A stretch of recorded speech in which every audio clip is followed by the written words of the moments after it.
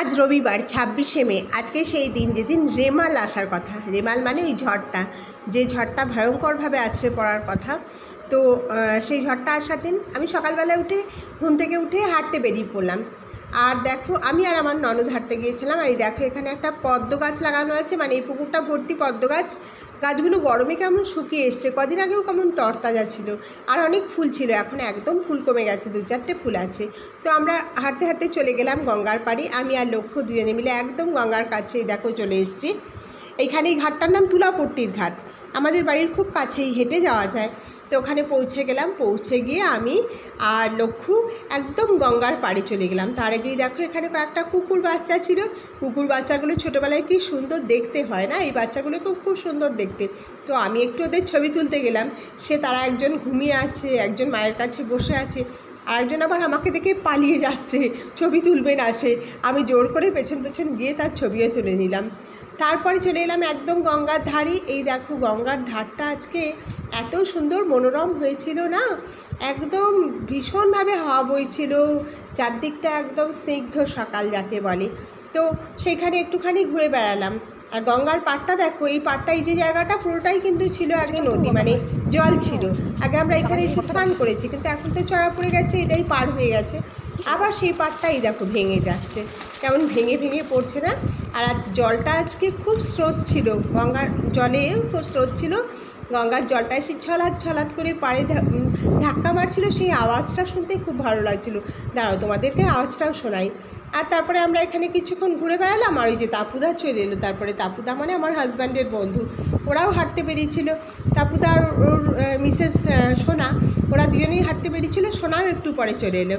আমরা চারজনে মিলে ওখানে কিছুক্ষণ গল্প টল্প করলাম। এই দেখো, গঙ্গার পাড়টা কীরকম অবস্থা দেখেছো, ভেঙে ভেঙে পড়ছে। আমার তো ভয় হচ্ছিলো, আমি যদি ওখানটা দাঁড়িয়ে থাকি আর যদি পড়ে যাই দুম করে।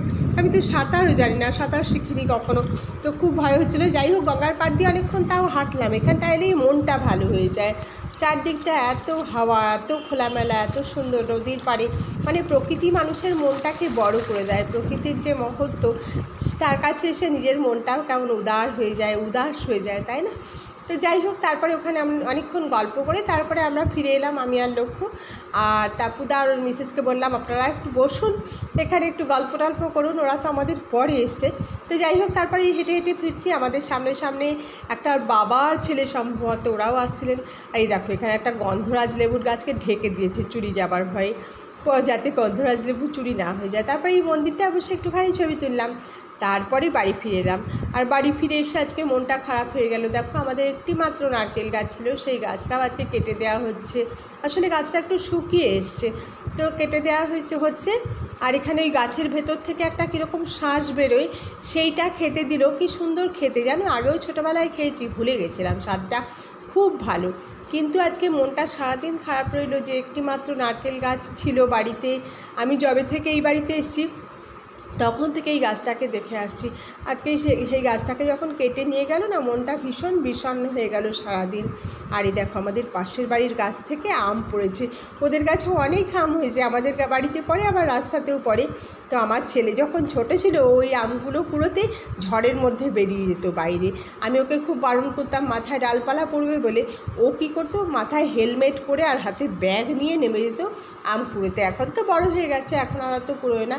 অন্য বাচ্চারা এসে খুব আম কুড়োয়, এখানে দাঁড়িয়ে থাকে কখন আম পড়বে বলে। আজকেও সেরকম দেখছিলাম, ঝোড়ো হওয়াতে ওরা এসে অনেক বাচ্চা দাঁড়িয়েছিল।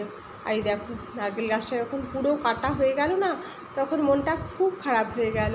কত দিনের গাছ বলো, একটা গাছ, এত বড় গাছ যখন চলে যায় তখন তো মনটা খারাপ হয়ই। তো আমি তার কিছুদিন আগেই আমি দুটো গাছ, এখানে 3টে গাছ পুঁতে দিয়েছি। যেহেতু নারকেল গাছটা কাটা হবে জানতাম, আমি এখানে 2টো জামরুল গাছ লাগিয়েছি আর একটা আম গাছ লাগিয়ে দিয়েছি। একটু বোকার মতো কাজ হয়েছে, গাছটা কাটার পরে লাগানো উচিত ছিল, কারণ কি গাছটা কাটার সময় অসুবিধা হবে, তাই আজকে সেই গাছগুলো তুলে আবার সরিয়ে রাখতে হলো।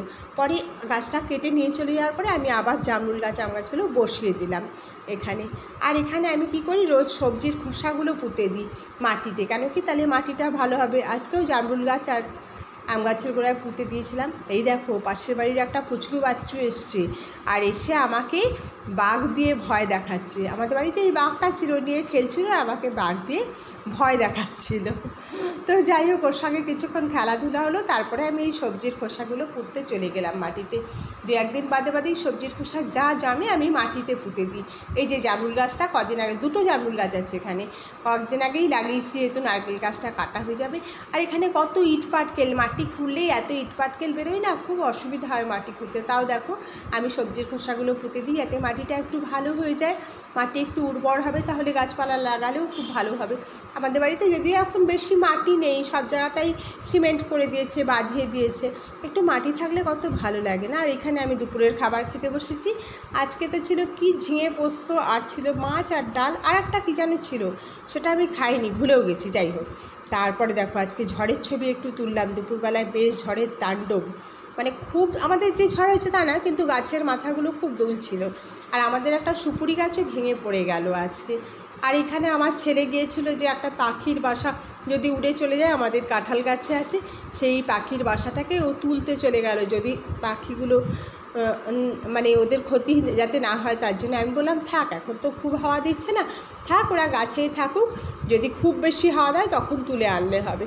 তো এই কাঁঠাল গাছে পাখির বাসাটা, মা পাখিটা বাচ্চা পাখিগুলোকে ঢেকে বসেছিল। কি সুন্দর বৃষ্টি হচ্ছে, কিন্তু মা পাখিটা ভিজছে, তাও কিন্তু সে বাচ্চাদেরকে ঢেকে। প্রকৃতি কীরকম দেখো, মায়ের প্রকৃতি এরকমই হয়। আর বিকেলবেলা এই বাচ্চাটা আমাদের বাড়িতে এলো, ও আমাদের পরিচিত, এসে বললো আমি কি একটা আম পারবো? আমি বললাম হ্যাঁ নাও। মাধবীলতা ফুল চাইলো, আর একটা আম সে চাইলে বলে তাকে দিলাম। এই দেখো, এইভাবে আজকে সারাদিনটা আমার কাটলো, ভালো মন্দ সব রকম মিশিয়েই কাটলো। আর আজকে তো রাত্রের অপেক্ষায় আছি, ঝড়টা কীরকম হয়, মানুষজন যে যেখানে আছে সবাই যেন নিরাপদে থাকে, এই প্রার্থনা করি ভগবানের কাছে। আর তার সঙ্গে সঙ্গে আমার ভিডিওটা আজকের মতো এখানেই শেষ করলাম।